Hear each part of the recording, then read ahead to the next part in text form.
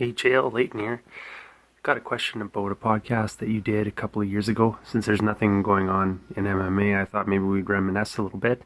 It's about your interview with Rainn Wilson.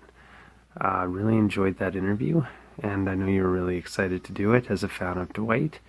I think that might have been the first interview that you did for a celebrity, maybe outside of the world of mixed martial arts, and I'm just wondering how that had an effect on your podcast career, and if you have any stories that came out of that interview.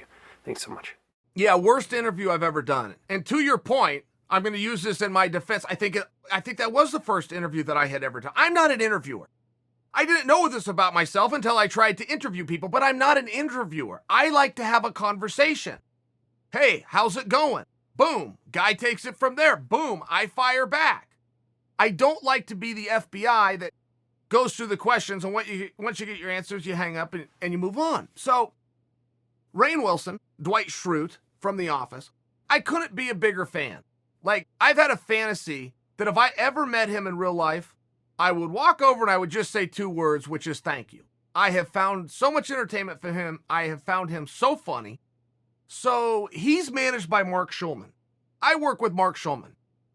So I go to Mark, hey man, I got a podcast. It's really big. Rainn, Dwight, right, was just starting a brand new show, an ABC show.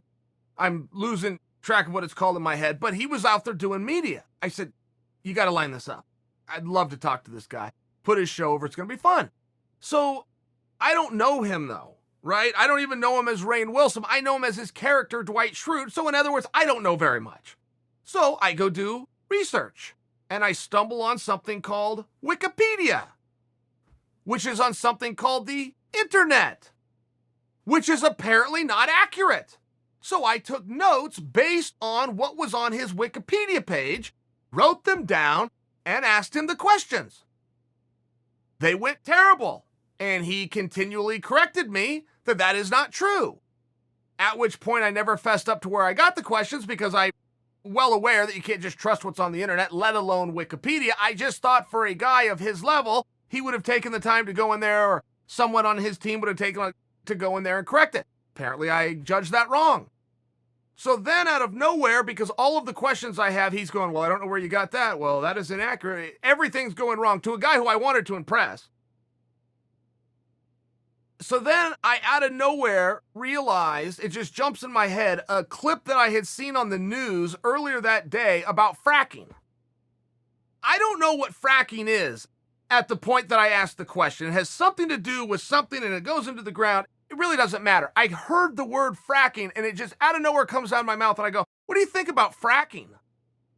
To which he calls me on it and goes, well, that's a weird topic change, but... And he answers the question. And I remember actually my hands were actually sweating.